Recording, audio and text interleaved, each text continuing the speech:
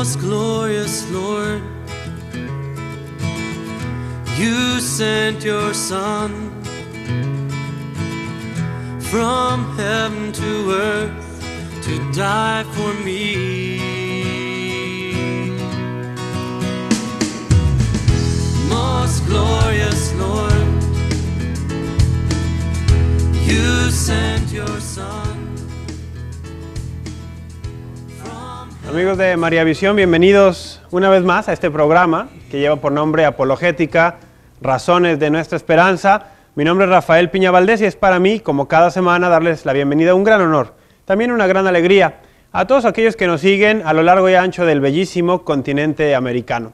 La señal de María Visión, la luz católica, bendito sea Dios, llega a diferentes partes en los Estados Unidos de América, a todo el territorio de la República Mexicana y también a muchísimos países en Centro y Sudamérica. Yo quiero saludar de manera muy especial a nuestros hermanos que nos siguen en Guatemala, que semana tras semana se hacen presente a través del correo electrónico, de las llamadas telefónicas, de la red social Facebook y de muchas otras formas. Sabemos que existen muchísimos de ustedes que nos ven en Guatemala y que no se comunican por una u otra razón, pero que allí están, que ven la señal de María Visión a través de su proveedor de cable o que siguen también la señal de María Visión a través de canales diocesanos, canales locales, que retransmiten María Visión pues para beneficio de las iglesias de cada región.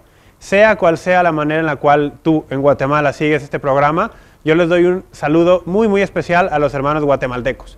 No quiero dejar tampoco a los hermanos que nos siguen en otros países de Centroamérica, por ejemplo Honduras, Nicaragua, Salvador, Panamá, Costa Rica, y los que nos siguen también en Sudamérica como en Colombia, Perú, Bolivia, Chile, Argentina, por mencionar algunos de los países de los cuales recibimos más frecuentemente comunicación. También si tú nos estás siguiendo más allá de estas fronteras que hemos mencionado ahora, a través de la señal de María Visión en internet, mariavision.com, en la cual yo te recuerdo, puedes ver la programación en vivo, estés donde estés, 24 horas al día. Bueno, también a ti te saludamos si estás siguiéndonos por este medio. Si nos sigues en otro país de los que no he mencionado a través de una señal satelital, también sea bienvenido. Ahora, si tú ya eres un habitual seguidor de María Visión y de este espacio, pues lo que viene a continuación te va a sonar muy familiar, pero nunca está de más el recordatorio. Si es la primera vez que estás con nosotros o una de las primeras veces, bueno, te vendrá bien. Aquí es donde yo voy a explicar brevemente de qué trata el programa, qué significa apologética y por qué creo que es importante y por qué la comparto. Apologética, de entrada, es una palabra que tiene su raíz en la lengua griega y que significa en su esencia, en su etimología, defensa, algo así como defensa, apología, defensa, de ahí la apologética. En términos ya, digamos, de lo que nos concierne aquí, diremos que la apologética es una rama de la teología, por lo tanto una ciencia, que estudia esta ciencia, las razones de la fe, y al estudiarlas las expone. Muy bien, ahora, en términos ya prácticos, muy concretos, ¿qué es la apologética para nosotros? Explicar nuestra fe y en su caso, también defenderla. Explicar y en su caso también defender nuestra fe. De eso se trata. Ahora, ¿para quién es esta labor o quién está llamado a esta labor? ¿Únicamente el Papa, los obispos, los sacerdotes, los teólogos, los biblistas, la gente muy preparada? No, también ellos, pero no únicamente. A la apologética estamos llamados todos los cristianos, todos los bautizados. Ahora, si tú eres un cristiano católico y además del sacramento del bautismo tienes el sacramento, has recibido el sacramento de la confirmación, te lo recuerdo o te lo informo en caso de que no lo supieras, que la confirmación te habilitó para dar testimonio público de Cristo. Te habilitó, por decirlo en palabras más coloquiales, para ser un soldado de Cristo. Para que allí donde tú te encuentres puedas, con la plenitud del Espíritu Santo que has recibido en ese sacramento, ser testigo de Cristo, de su luz, de su vida. Entonces, a la apologética, a esto de explicar nuestra fe, a esto de defenderla si es necesario, estamos llamados todos los bautizados, de manera más específica y de manera particular, aquellos que también hemos recibido el sacramento de la confirmación. ¿En dónde se fundamenta esta labor apologética que es de siempre en la Iglesia? Bueno, entre otras, en una cita bíblica que encontramos en el Nuevo Testamento, en la primera carta de Pedro, capítulo 3.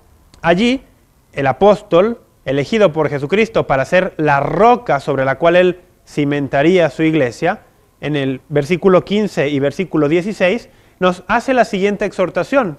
Nos pide que estemos siempre dispuestos a brindar una respuesta al que nos pide razones de nuestra esperanza. Ahora, ¿a qué se refiere San Pedro con esto?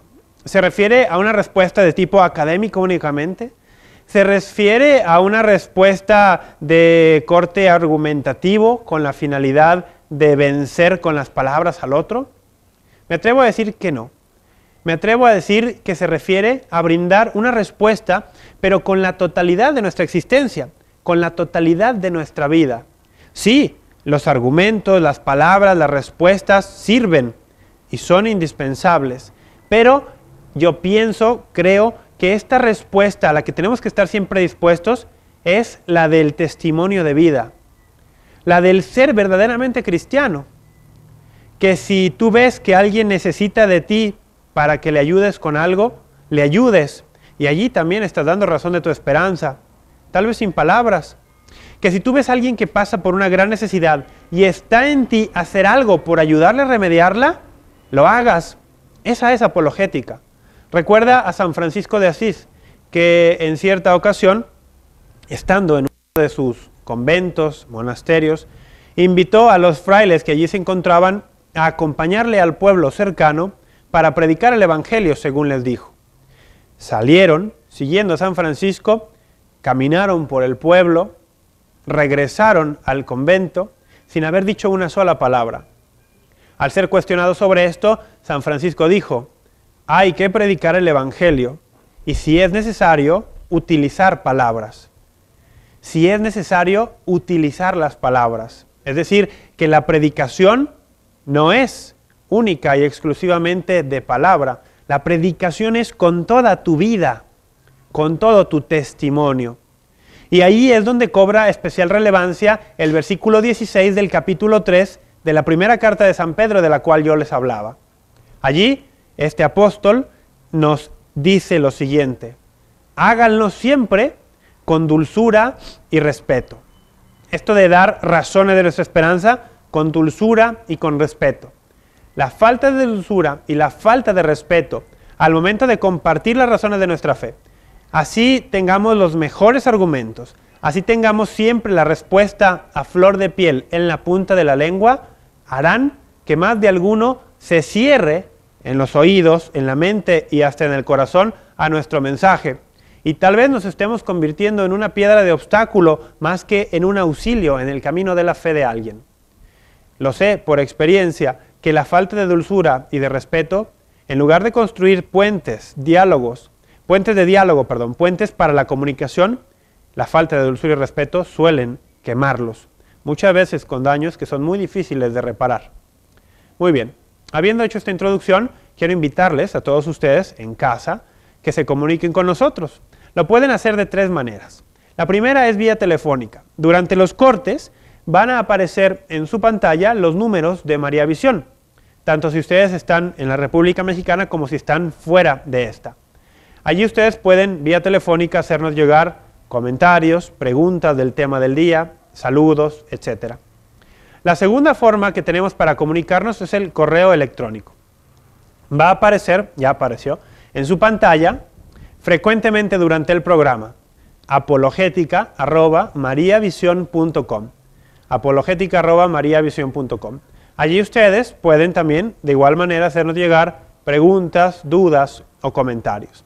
Y la tercera vía que tenemos para comunicarnos es también electrónica, es a través de la red social Facebook.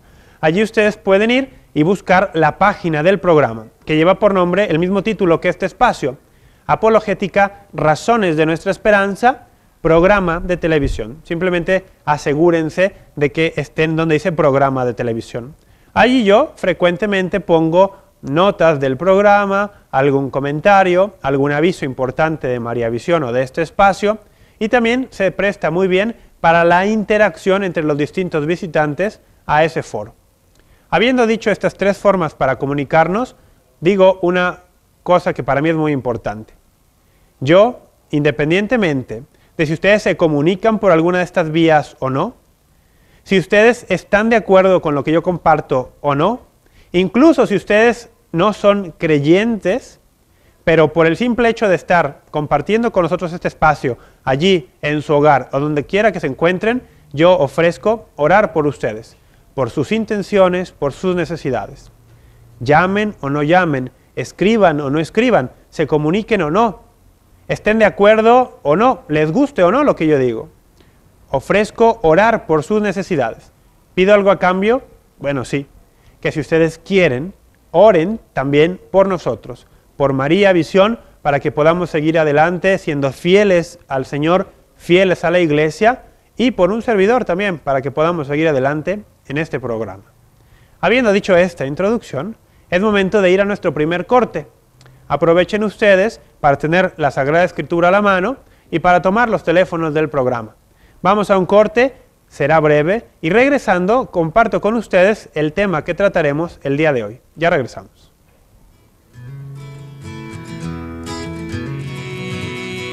Amigos, estamos de regreso. Yo ya estoy aquí recibiendo sus primeros correos electrónicos. Muchas gracias por estar con nosotros. Se acaban de sintonizar. Este programa lleva por nombre Apologética, Razones de Nuestra Esperanza. Y estoy a punto de decir cuál es el tema del día de hoy. Hoy vamos a hablar, es una pregunta también, usualmente el tema lo ponemos en forma de pregunta. La pregunta del día de hoy, el tema del día de hoy es, ¿qué es el ecumenismo? ¿Qué es el ecumenismo? A ver, vamos a ver, yo no sé si a alguno de ustedes les suene esta palabra, ecumenismo, ecuménico. Tal vez algunos de ustedes, si son católicos, incluso si no lo son, habrán escuchado el término concilio ecuménico, que se refiere, bueno, a estas reuniones, digámoslo así, en término muy coloquial, de obispos de la Iglesia Católica y que tienen este adjetivo, ¿no? Concilio ecuménico. Ecumenismo.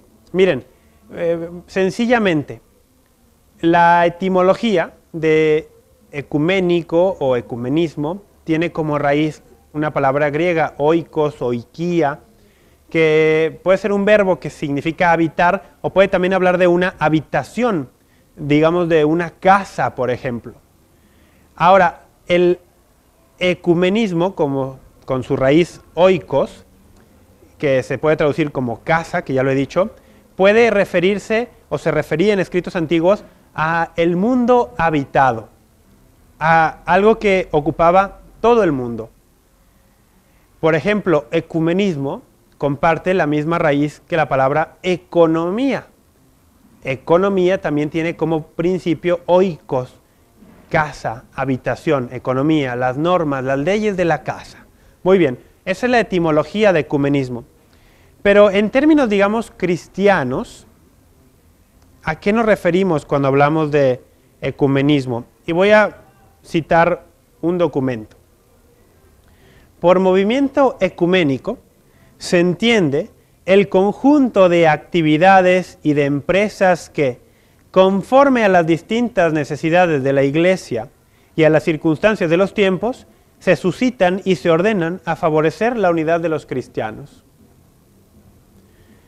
Conjunto de actividades y empresas que, conforme a las distintas necesidades de la Iglesia y a las circunstancias de los tiempos, se suscitan y se ordenan a favorecer la unidad de los cristianos. Esta última frase es la importante. Favorecer la unidad de los cristianos. Punto central del decreto sobre el ecumenismo, qué raro, ¿no?, que hizo el Concilio Vaticano II, que lleva por nombre Unitatis Redintegratio, un documento de por allá 1964, si estoy correcto. En este documento, la Iglesia, y voy a citar textualmente, dice: promover la restauración de la unidad entre todos los cristianos es uno de los fines principales que se ha propuesto el Sacrosanto Concilio Vaticano II. Así inicia precisamente este decreto sobre el ecumenismo. Promover la restauración de la unidad de los cristianos, uno de los fines principales de la Iglesia. Lo decía el concilio, nos lo iba a repetir el beato Papa Juan Pablo II y nos lo ha dicho también en reiteradas ocasiones nuestro pontífice actual, Benedicto XVI. Pero si ustedes están un poco perdidos o son nuevos en esta terminología, seguramente que algo ya les llamó la atención de lo que yo dije. Promover la restauración de la unidad entre los cristianos, decíamos. Movimiento ecuménico aquel que favorece la unidad de los cristianos, unidad de los cristianos. Aquí es donde alguno podría decir, ¿significa esto que los cristianos, todos los cristianos, no están unidos? Podrá existir algún televidente que ignore esto, pero es que hay que decirlo de cualquier manera.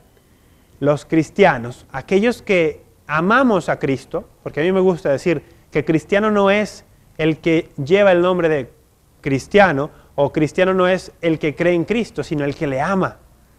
Bueno, pues cristianos existimos bastantes, pero desafortunadamente la unidad no es plena, no es visible entre diferentes grupos que se llaman cristianos y que lo son.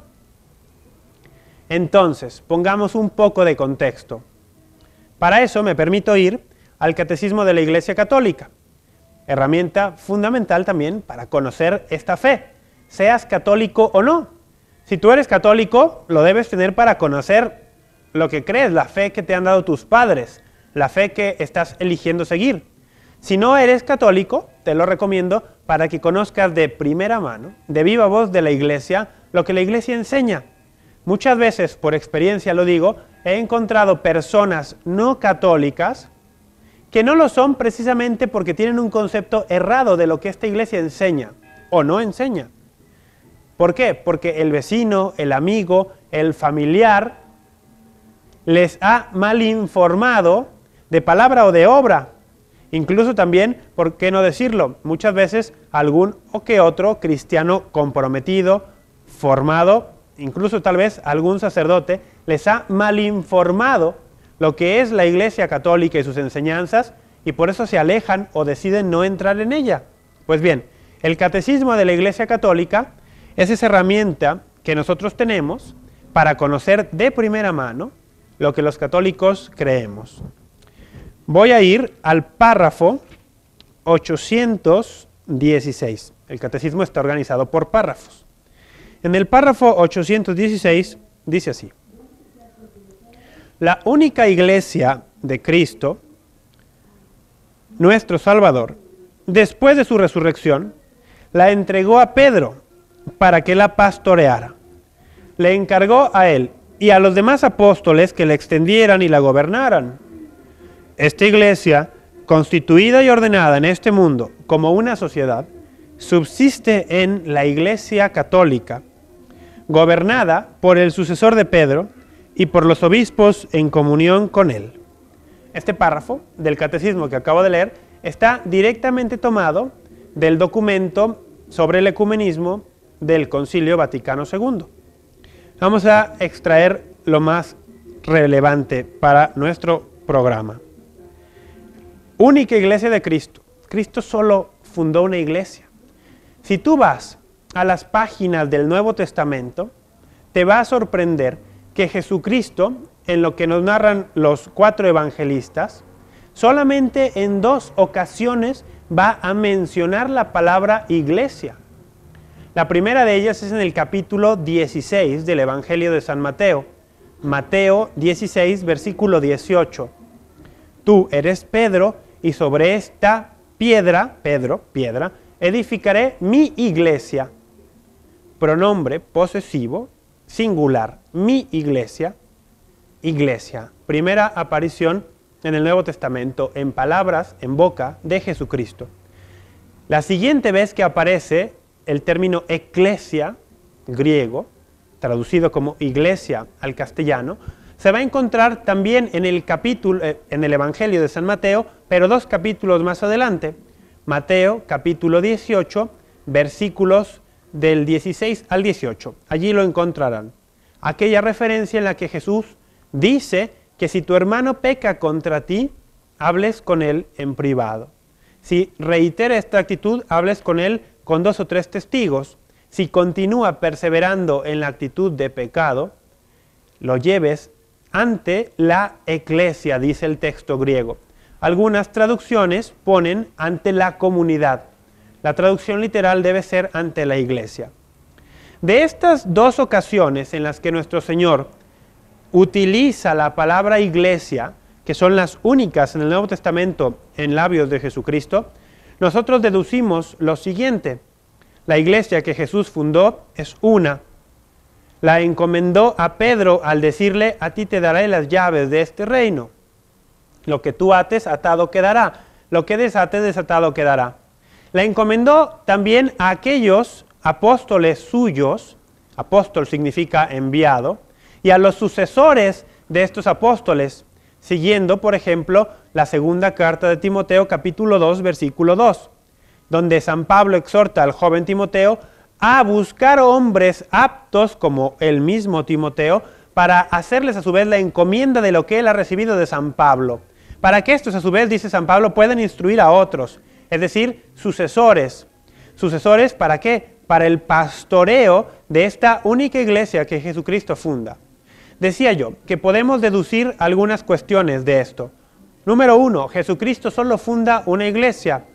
Número 2, es necesario que solo exista una iglesia. ¿Por qué? Porque el Señor ya sabía que entre sus mismos seguidores surgirían problemas, surgirían discusiones, surgirían cuestiones que requieren ser evaluadas y requieren que alguien haga un discernimiento o pronuncie un juicio sobre ellas. De ahí lo que decíamos en el capítulo 18 de Mateo: si tu hermano peca contra ti, habla tú con él. Si no te escucha, llévalo y trate el asunto en presencia de 2 o 3 testigos. Si aún así continúa perseverando en esto, llévalo delante de la eclesia, de la comunidad, dicen algunas traducciones, de la iglesia literalmente. De este segundo pasaje, en el que Jesucristo menciona esta palabra, iglesia, nosotros deducimos naturalmente que iglesia solo puede haber una, porque si una multiplicidad de iglesias, siendo todas verdaderas, fuese el plan de Jesucristo, este versículo no tendría sentido, porque pensemos que existe un cristiano que se llama a sí mismo bautista. Por el otro lado existe un cristiano que se llama a sí mismo metodista, y que entre los dos surge una diferencia, que uno de los dos ofende al otro, y los dos quieren ser fieles al mandato evangélico. Y el que ha sido ofendido, pongamos solo un ejemplo, el cristiano bautista es el ofendido, habla con el cristiano metodista en privado, 1 a 1, como recomienda la Escritura. Sin embargo, la disputa o la ofensa no se resuelve. El hermano ofendido, el cristiano bautista, llama a 2 o 3 hermanos testigos para que delante de él también se le pueda exhortar a este hermano a cambiar. Primera dificultad: 2 o 3 testigos, 2 o 3 cristianos, ¿de cuál comunidad? ¿De la bautista o de la metodista o de otra? Ya empezamos a ver dificultades, pero existe otra dificultad aún mayor, cuando dice: si a ellos no los escucha, llévalo ante la iglesia. ¿Ante cuál iglesia? ¿Ante la bautista del hermano ofendido? ¿Ante la metodista del ofensor? Esto es solo un ejemplo, ¿sí? Pero creo que lo entendemos. La imposibilidad de interpretar estos pasajes como que Jesucristo quisiera muchas iglesias. Existen otros que dicen: no, es que la iglesia es una, pero es invisible, y todos los que se llaman a sí mismos cristianos la conforman. También esto encuentra dificultades en la interpretación de los pasajes bíblicos, porque no es una iglesia invisible a la que tú vas para resolver disputas, como la que encontramos en el capítulo 18 de Mateo. No es una iglesia invisible a la que tú acudes como última autoridad cuando un hermano te ha ofendido. Esta tiene que ser una iglesia visible, que tenga autoridad sobre los demás miembros, una autoridad que tenga jurisdicción sobre todos los que se llaman cristianos. Pues bien, esta es la iglesia que encontramos en palabras de Jesús y en el resto del Nuevo Testamento, una iglesia estructurada, con jerarquía bien definida. Basta leer el libro de los Hechos de los Apóstoles, donde en múltiples ocasiones muestra cómo los apóstoles pastoreaban a la comunidad. Y la comunidad de creyentes perseveraba, nos dice el capítulo 2 de los Hechos, en la oración, en tenerlo todo en común, en la fracción del pan y en la enseñanza de los apóstoles. Estas son características que nos hablan de una única iglesia querida por Jesucristo y manifestada así en las Escrituras. Escrituras que son producto, dicho sea de paso, de esa única iglesia. Miembros de esa iglesia pusieron por escrito, muchos años después de la predicación de Jesucristo, lo que él había dicho y realizado, y lo que algunos de los primeros seguidores, algunos de los apóstoles, habían dicho y realizado. Y a estos escritos que estos miembros de esta única iglesia plasmaron en papel, por ejemplo, muchos años después, incluso, digámoslo así, siglos después, esta misma comunidad que continuaba estructurada y perseverante en torno a los sucesores de los apóstoles, decidió cuáles de ellos habrían de ser tomados como escritos inspirados, como escritos normativos, como escritos que conformaran un canon. ¿Por qué hago esta introducción? Porque esa unidad querida por Jesucristo y narrada en las páginas del Nuevo Testamento, desde el principio se vio amenazada y con los siglos ha sufrido heridas que en ocasiones han sido muy, muy graves. De eso estamos hablando hoy, del ecumenismo, que es la propuesta, el movimiento, las acciones, la oración para restaurar, buscar el don de la unidad de los cristianos. Tenemos que hacer otro corte. Vamos brevemente, yo te invito a que te quedes con nosotros. Regresamos aquí a Apologética, Razones de Nuestra Esperanza.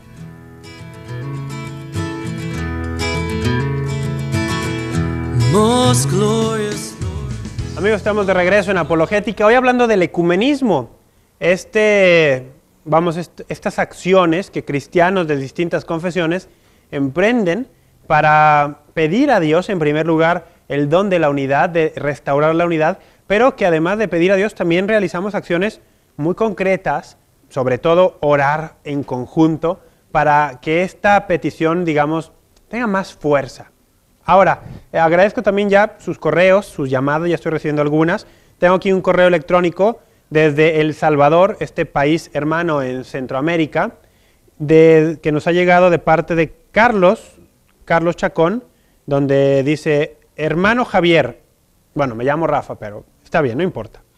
Dice: soy un habitual televidente de este programa me ha ayudado mucho en mi formación como católico comprometido y hace que mi servicio en la parroquia sea de más ayuda para aquellos que están buscando a Jesús. Saludos y bendiciones, cuente con mis oraciones para usted y para los que laboran en este canal de televisión. Pues, Carlos, muchísimas gracias por tus intenciones, sobre todo por tus oraciones. Y mira, qué bueno que dices, por mí, sí, pero por todos los que laboran aquí. Hay un grandísimo número de personas, un gran equipo que está detrás de esas cámaras haciendo posible esto todos los días del año, todas las horas, todos los minutos. Ustedes, lo he dicho antes, tienen la mala fortuna de solamente vernos a nosotros, los conductores, pero detrás hay un grupo de personas mucho más valiosas que nosotros y que trabajan allí desde su trinchera, por así decirlo, para que esta señal llegue hasta sus hogares. Así que, Carlos, gracias a ti, hasta El Salvador, un gran saludo a ti y a todos los hermanos que nos ven en ese bellísimo país. También agradezco a Hugo Arismendi, por ejemplo, que nos escribe de Tlalpan, en el Distrito Federal en México, a Judith Vela, a Maggie desde Tlaxcala, dice Maggie M, a Janine Luna y a ver, ¿cómo te llamas? Oliver, bueno, no sé cómo se pronuncia tu apellido, pero Oliver nos escribe y dice: ¿el alcance del ecumenismo también incluye a las sectas cristianas? Una pregunta muy interesante y relevante para el tema. ¿Quiénes están involucrados en este movimiento ecuménico, en este movimiento que busca restaurar la unidad cristiana? ¿O hasta dónde está su alcance?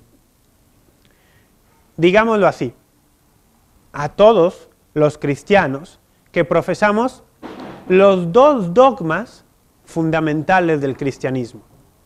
¿Cuáles son los dos dogmas fundamentales del cristianismo? El primero es que Dios existe y que ese Dios que existe es trino.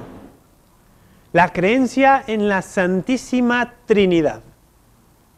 Y el segundo dogma fundamental del cristianismo es uno derivado del primero, que la segunda persona de esta Trinidad Santa se ha hecho uno de nosotros, se ha encarnado, la encarnación.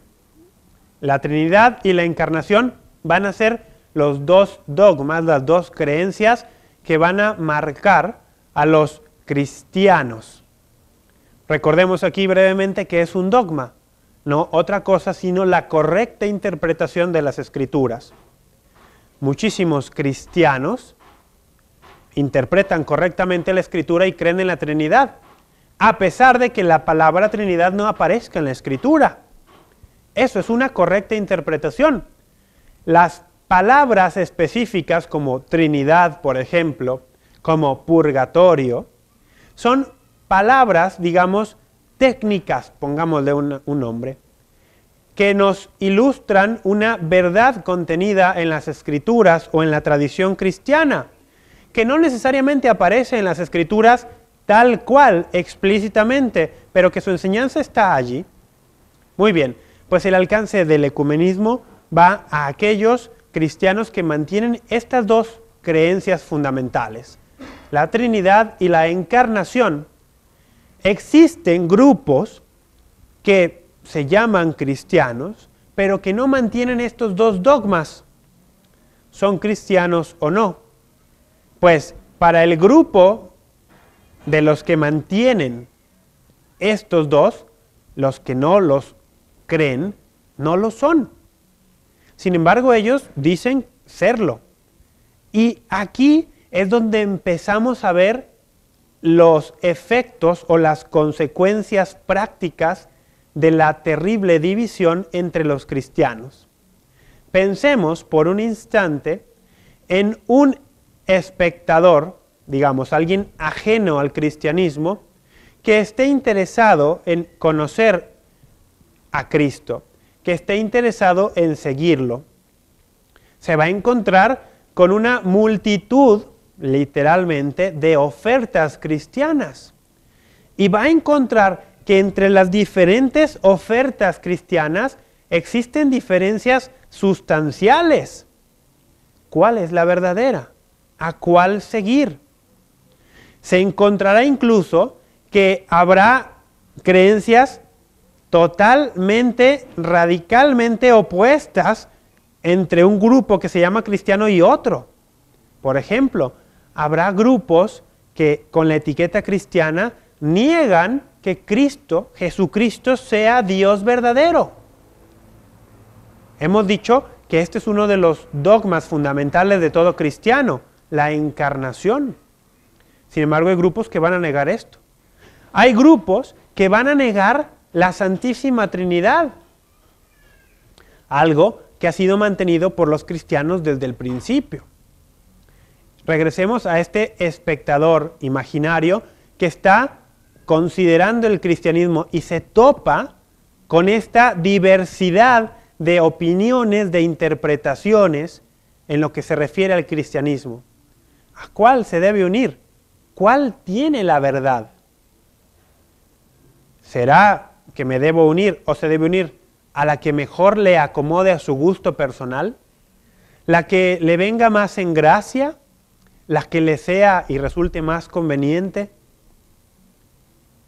Hay que reconocer que la división entre los cristianos es un obstáculo real, tangible y verdadero para que muchas personas vengan a Cristo.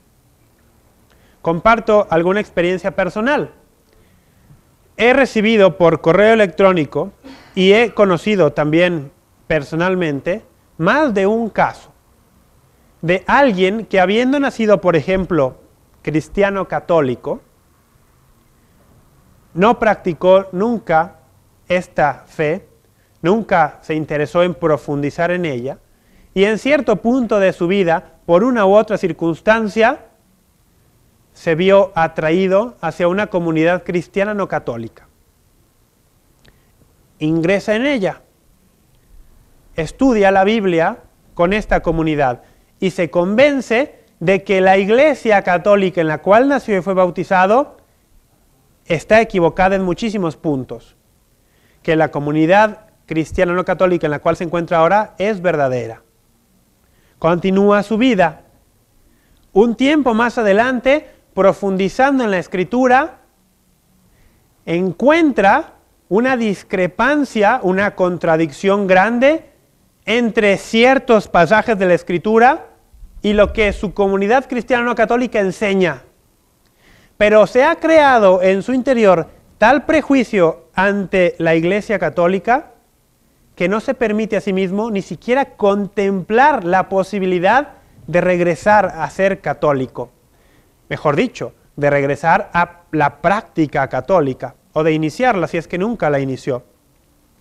Esta persona queda en lo que podríamos denominar un limbo cristiano.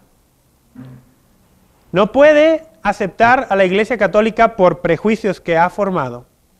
No puede creer en la comunidad cristiana no católica en la cual está ante la evidencia de la Escritura. No puede dejar de ser cristiano porque el Evangelio le compele, el Evangelio le llama.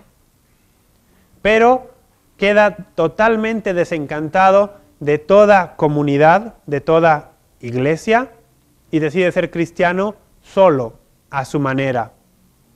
Ese no es el plan de Dios. Esa no es la verdad que revelan las Escrituras. ¿Qué diremos, pues? Que la división tiene consecuencias reales. Hablemos de Latinoamérica, en la cual nosotros vivimos. Yo sé que esto no es exagerado, pero ¿cuántas familias, yo estoy seguro que las que están viendo esto ahora mismo, muchos se identificarán, viven en su seno, en su interior, el drama de la división familiar porque uno de los de la familia ha cambiado de religión? Porque la familia siendo católica, un miembro se ha ido a una comunidad cristiana no católica y ha tal vez llevado a otro y está tratando de convencer a los demás. O el caso opuesto, una familia cristiana no católica de siempre y uno de sus miembros cambia a otra denominación porque se peleó con el pastor, porque no estuvo de acuerdo en cómo interpretaba la Biblia, porque vio algún escándalo. Estos no son casos hipotéticos, yo los escucho y los veo todos los días. Familias divididas, afectadas por la división de los cristianos. Madres que viven con una agonía real por sus hijos. Esposos que sufren porque sus esposas han sido ganadas por otro grupo. Esposas que se han ido a un grupo y sufren porque el esposo no se les une. Como si los cristianos no tuviéramos ya suficiente con el propio antitestimonio que todos damos. Como si no tuviéramos ya suficientes problemas tratando de vivir día a día el Evangelio. Como si eso no representara suficiente esfuerzo. Hay que añadirle la cuestión del gravísimo escándalo, es lo que es, de la división. Regresamos al Catecismo de la Iglesia.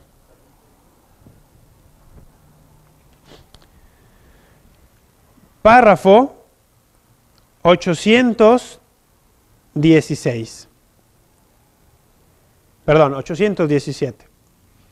Bueno, este párrafo, 817, váyanlo buscando en su casa, porque aquí nosotros tenemos que hacer un corte ahora. Será breve. Cuando regresemos, damos lectura a esto y continuamos con el tema. Así que, quédense con nosotros.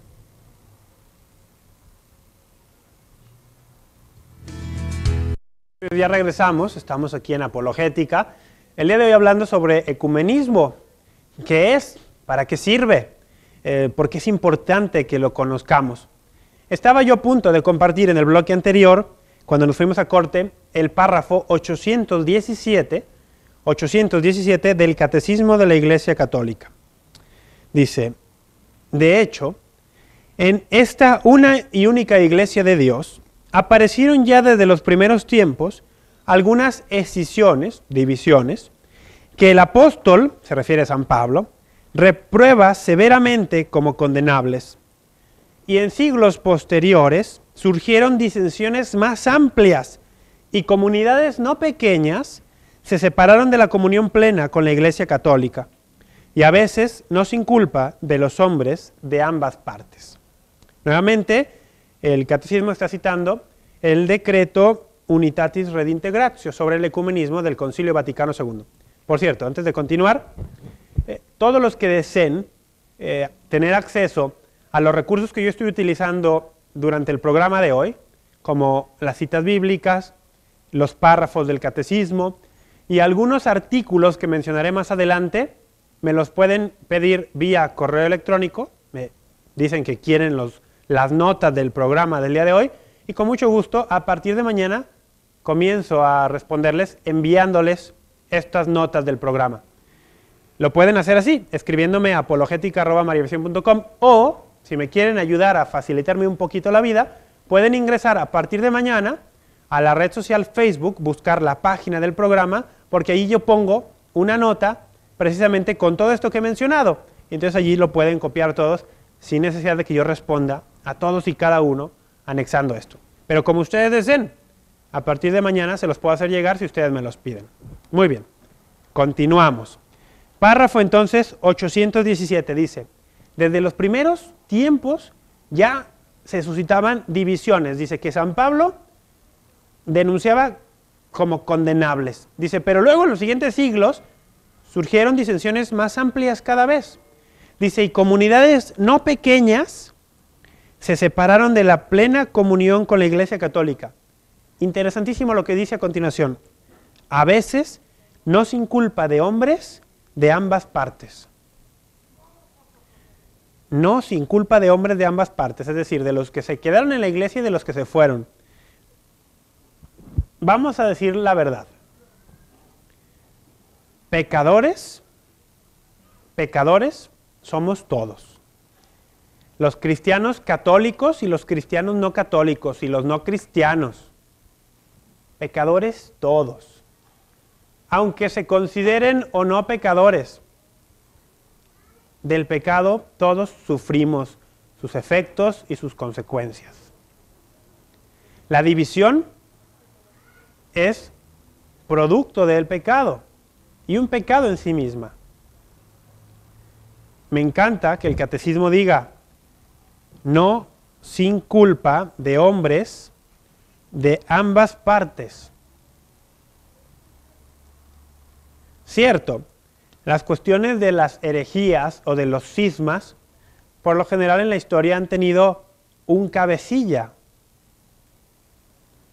uno o varios que son los, digamos, autores intelectuales o materiales de la herejía o del cisma. Pero, digámoslo como es, muchos que no fueron herejes ni cismáticos, se quedaron dentro de la iglesia, no se separaron de ella y tuvieron actitudes también reprobables, pecaminosas, que lejos de facilitar la reinserción o la unidad, la rehabilitación de estas personas, estos grupos que se habían separado, la dificultaron todavía más. Hay que decirlo como es.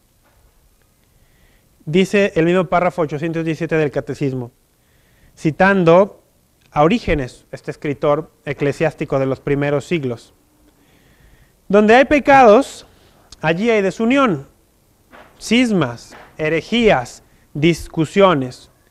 Pero donde hay virtud, allí hay unión, de donde resultaba que todos los creyentes tenían un solo corazón y una sola alma. Y aquí Orígenes me ha dado pie a ir a la Escritura. Miren, yo no sé si ustedes han escuchado alguna vez una frase atribuida al filósofo griego Aristóteles. Nos cuenta un historiador griego, Diógenes Laercio, era de Laertes, de ahí el nombre, historiador griego Diógenes Laercio, en una de sus obras, que es Vidas, Opiniones y Sentencias de los Filósofos Más Ilustres. 10 tomos nada más escribió sobre los filósofos más ilustres de Grecia. Pues allí nos cuenta Diógenes Laercio que a Aristóteles en cierta ocasión le preguntaron qué era un amigo. Y Aristóteles, con toda su sabiduría, respondió: un alma que habita en 2 cuerpos. Frase para la posteridad, celebrada por todos. ¿Qué es un amigo? Un alma que habita en 2 cuerpos. Atribuida a Aristóteles. Celebrada con justa razón. ¿Quién dudará que la amistad es justamente eso? No en el sentido ontológico, no que realmente sea una sola alma en 2 cuerpos, no, pero creo que todos entendemos la profundidad de estas palabras y de esta afirmación. Pues teniendo esa afirmación en mente, escuchemos la siguiente cita de la palabra de Dios. Hechos, capítulo 4, versículo 32.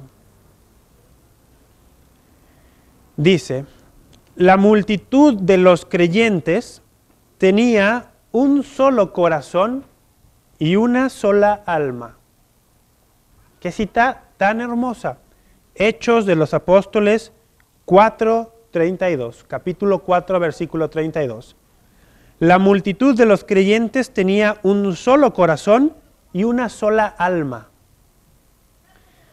¿De cuántos creyentes estaremos hablando aproximadamente en el momento que esto se escribe?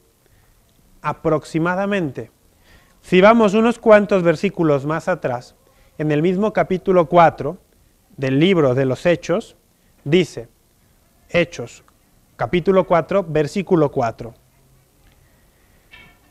Sin embargo, muchos de los que habían oído el discurso de Pedro y Juan ante el Sanedrín, creyeron, y el número, escuchen bien, y el número, contando solo los hombres, llegó a unos 5,000.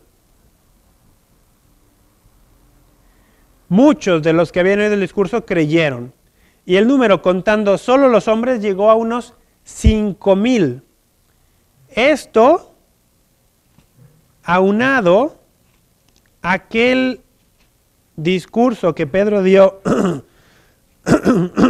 perdón, aunado a aquel discurso que Pedro dio en Pentecostés. Déjenme ver dónde está. Hechos, capítulo 2, versículo 41. Así pues, los que acogieron su palabra fueron bautizados, y aquel día se les unieron unas 3,000 personas. 3,000 más 5,000 que solo contaba los hombres en el capítulo 4. ¿De cuántos miles les gusta que estemos hablando? Bastantes miles. No sé, 10,000, 15,000, contando mujeres, niños. Pues bien, una multitud de miles. Y la describe Hechos 4:32 diciendo, esta multitud de creyentes tenía un solo corazón y una sola alma. Imaginen aquella definición de Aristóteles diciendo que un amigo es un alma habitando en 2 cuerpos, pero de esta manera, un alma, un corazón, habitando 10, 15,000 cuerpos.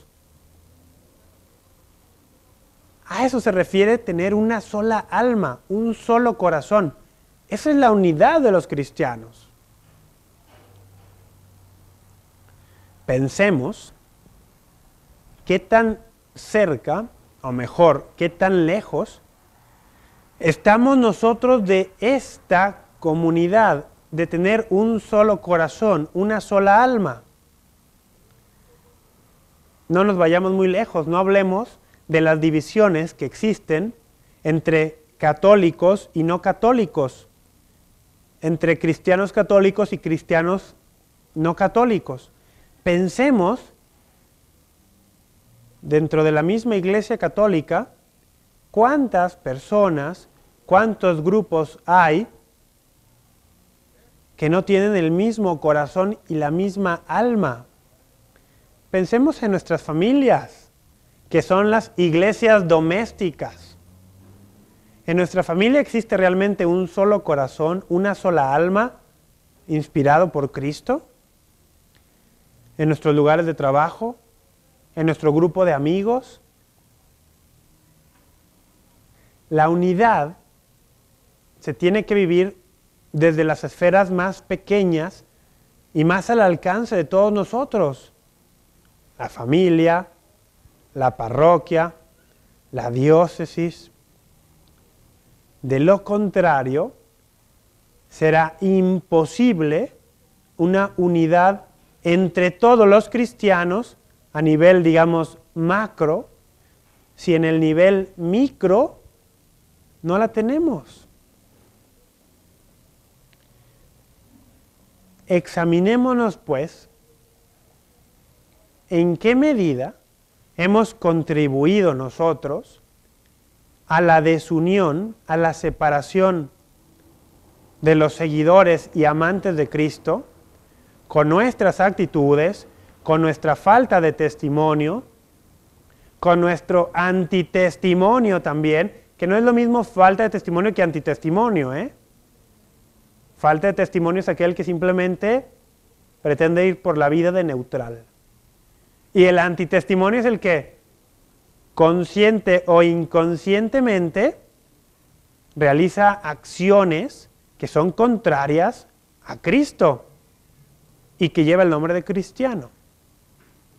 Pensemos entonces, ¿qué responsabilidad tenemos cada uno de nosotros en esta desunión, en esta división? ¿En qué medida nosotros hemos contribuido para tener un solo corazón y una sola alma con nuestros hermanos cristianos? Y aquí es donde muchos dirán, vamos a ver, tú ahora estás hablando de la unidad y de tener un solo corazón y una sola alma, pero alguno me dirá, pero ¿qué no tú con la apologética y con este programa fomentas o promueves esta división? Porque vamos a decirlo, frecuentemente en este espacio estamos respondiendo a las objeciones que se plantean a los católicos por parte de cristianos de otras creencias. ¿La apologética es contraria al ecumenismo? No, todo lo contrario, todo lo contrario. Vamos a un corte y regresamos y yo les compartiré una anécdota en la cual me baso para decir que apologética y ecumenismo van de la mano. Ya regresamos. Vamos de regreso, nos queda ya realmente poco tiempo para concluir este programa. Les decía yo al final del bloque anterior que iba a compartir una anécdota personal que ilustraba cómo apologética y ecumenismo, lejos de ser contrarios y opuestos, son complementarios y tienen el mismo fin, amar a Cristo. Hace unos años, en el año, para ser precisos, 2007, durante la Semana de Oración por la Unidad de los Cristianos, precisamente de ese 2007, me interesó aquí en mi diócesis, en la Arquidiócesis de Guadalajara, involucrarme con las actividades que se llevarían a cabo en el marco de esta Semana de Oración, que año con año se lleva a cabo en todo el mundo en torno a la fecha de la conversión de San Pablo, para que los cristianos oremos juntos, aunque seamos de diferentes confesiones y tradiciones, por el don de la unidad. Pues bien, en el 2007 yo quise participar en mi diócesis en lo que se llamaba el grupo ecuménico, o el equipo ecuménico. Quien coordinaba este equipo, en cierta ocasión, tuvimos una reunión en uno de los salones de una parroquia, aquí en Guadalajara. Y en un salón anexo tenía una reunión el equipo de apologética de la diócesis, o algunos de sus integrantes. Yo, por aquel entonces, empezaba a conocer qué era esto de la apologética, me interesaba, mas desconocía que existiera un grupo tal en la diócesis. Y nunca se me va a olvidar la expresión que le escuché a la que entonces era la encargada de este equipo ecuménico, ella siendo católica, dijo lo siguiente: allí están los apologistas, son mis enemigos. Yo me quedé bastante sorprendido, porque dije, oye, ¿no somos parte de la misma iglesia? ¿No son católicos también? Ellos son mis enemigos. Yo busco la unidad entre los cristianos. Ellos provocan división. Profundamente en desacuerdo estaba yo con ella y se lo manifesté.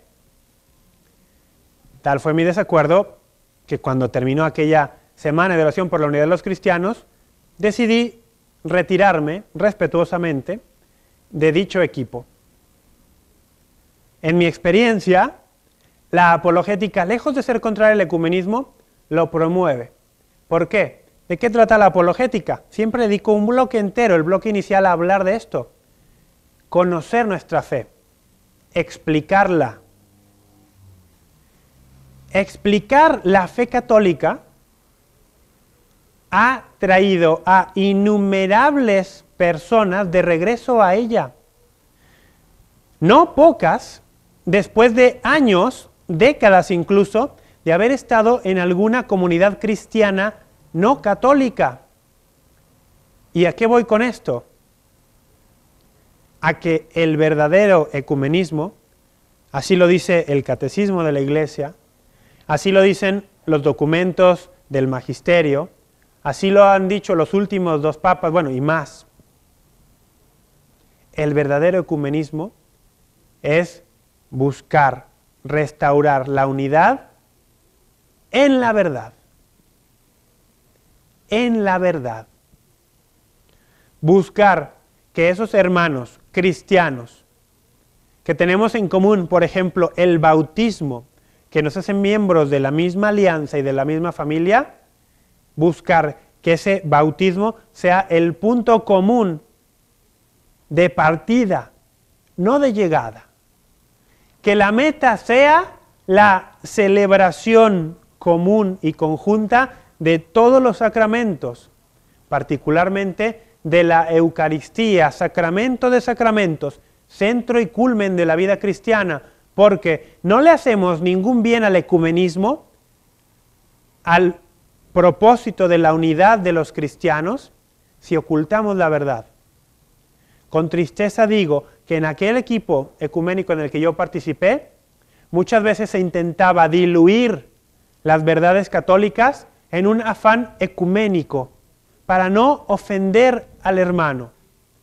Siendo que los cristianos no católicos que yo conocí, que fueron muchos, muy admirables, muy respetables y de un testimonio intachable la mayoría de ellos, ni por un instante les pasaba por la cabeza diluir sus propias creencias para hacernos las más amistosas a nosotros. No, ellos daban un testimonio de, aunque yo piense que estaban errados en su interpretación bíblica, se mostraban ante nosotros y en aquellas asambleas tal cual eran, sin comprometer lo que creían. Repito, aunque en mi creencia y la creencia de los católicos, sus creencias estuviesen equivocadas muchas veces, pero ellos no las comprometían. ¿Cuántos católicos, por un afán ecuménico, entrecomillado, diluyen las verdades católicas, como diciendo, es que así tendremos más en común, así será más fácil? No, es que no. La verdadera caridad nunca prescinde de la verdad. No puede haber unidad verdadera a costa de sacrificar la verdad. La verdad que ha sido mantenida durante casi 2000 años en una iglesia que Jesucristo fundó y a la cual le dio la garantía de su presencia constante y permanente, así como la del Espíritu Santo, para permanecer en la verdad de la enseñanza, a pesar de que muchos de sus hijos y de sus miembros no vivan esa verdad en plenitud. He conocido personalmente muchísimos cristianos no católicos que son ejemplo de rectitud, de moralidad, de testimonio. ¿Significa eso que sus creencias teológicas tienen que ser verdaderas por su buen comportamiento? No. De la misma manera que he conocido muchísimos cristianos católicos, en primer lugar, yo mismo, al que veo en el espejo todos los días, cuya conducta dista mucho de ser ejemplar. ¿Significa eso que las creencias teológicas de los católicos son erróneas? No. Qué gran misterio, sí. Y tenemos que trabajar nosotros día a día para limitar esa gran brecha, para hacerla más pequeña, que separa lo que profesamos de lo que practicamos. Cierto, hay que hacer cada vez esa brecha más pequeña, que se cierre. No le haremos ningún bien a nadie yendo por ahí, bueno, yo sé que la Iglesia Católica tiene la verdad y yo vivo como quiera, porque al cabo esta es la verdad. No, la verdad no solo se conoce, sino que se vive. ¿Que hay cosas verdaderas en comunidades cristianas no católicas? Claro, muchísimas. ¿Que Dios actúa verdaderamente en muchos? Sí, es verdad. Pero también es verdad que todo lo que hay de bueno y verdadero en esas comunidades cristianas no católicas también existe en la Iglesia Católica. No hay nada que sea verdadero en el cristianismo que falte en la Iglesia y que uno vaya a encontrar fuera de ella. Es que no es así. Para concluir, quiero compartir con ustedes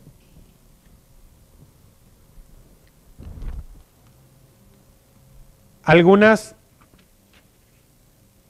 respuestas, algunas acciones que el catecismo recoge, que podemos hacer todos los cristianos, católicos o no, para buscar esta unidad que, como ha dicho el Papa Benedicto XVI recientemente, es un don de Dios. Es un don de Dios. Dice, primero, una renovación permanente de la Iglesia en una fidelidad mayor a su vocación. Esta renovación es el alma del movimiento hacia la unidad. Renovación permanente de la Iglesia en una fidelidad mayor a su vocación. No menor fidelidad, mayor fidelidad. Segundo, la conversión del corazón para llevar una vida más pura según el Evangelio. Porque la infidelidad de los miembros al don de Cristo es la causa de las divisiones. Buscar la conversión del corazón para llevar una vida más pura. Ecumenismo puro. Conversión. La oración en común. Porque esta conversión del corazón y santidad de vida, junto con las oraciones privadas y públicas por la unidad de los cristianos, deben considerarse como el alma de todo el movimiento ecuménico. Y pueden llamarse, con razón, ecumenismo espiritual. Cuarto, el fraterno conocimiento recíproco. Dar a conocer nuestra fe. Conocer también las razones que tienen los cristianos no católicos. Con prudencia. Quinto, formación ecuménica de los fieles y especialmente de los sacerdotes. Sexto, el diálogo entre los teólogos y los encuentros entre los cristianos de diferentes iglesias y comunidades. Y por último, la colaboración entre cristianos en los diferentes campos de servicio a los hombres. Este último punto, me voy a atener a él. La colaboración entre cristianos de distintas confesiones en actividades conjuntas de servicio a los hombres. Pienso, por ejemplo, aquí en México, en un movimiento admirable que se llama Mexicanos por la Vida de Todos. Y sé que en muchas partes del mundo existen organizaciones similares. Mexicanos por la Vida de Todos agrupa católicos, evangélicos, pentecostales, una multitud de cristianos. Y trabajan conjuntamente, ¿para qué? Por la vida de todos. Defender la vida desde su concepción. Defender el matrimonio entre un hombre y una mujer. Estas causas son comunes a todos los cristianos. Y las causas comunes a los cristianos, trabajando codo a codo para eliminar el pecado del mundo, siempre serán un servicio ecuménico, un servicio para la unidad. Pero recordemos, la unidad no es un fin por sí misma. La unidad es un medio, según Juan 17:21. ¿Un medio para qué? Para que el mundo crea. Jesucristo dijo, Padre, que sean uno, como tú y yo somos uno, para que el mundo crea. la división de los cristianos hace que el mundo no crea. La unidad de los cristianos, el testimonio común del Evangelio, ayuda a que el mundo crea que Jesucristo es Dios, que Jesucristo es Salvador, que Jesucristo ha sido enviado por su Padre por amor a nosotros, para morir por nosotros y para darnos la vida eterna. La unidad es, pues, un medio para ese fin. Busquemos, pidamos con insistencia al Padre, por medio de su Hijo Jesucristo, que a través del Espíritu Santo nos conceda el don de la unidad de los cristianos. Y valga este fin de programa para dar un saludo fraterno y afectuoso a todos los cristianos no católicos que siguen este programa y que sepan que es nuestra convicción fundamental, que es muchísimo más lo que nos une que lo que nos divide. Que Dios les bendiga, que María Santísima les acompañe. Si Dios permite, nos encontraremos nuevamente aquí la próxima semana con más de Apologética, Razones de Nuestra Esperanza. Most glorious Lord,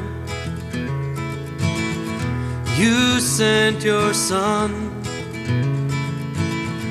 from heaven to earth to die for me.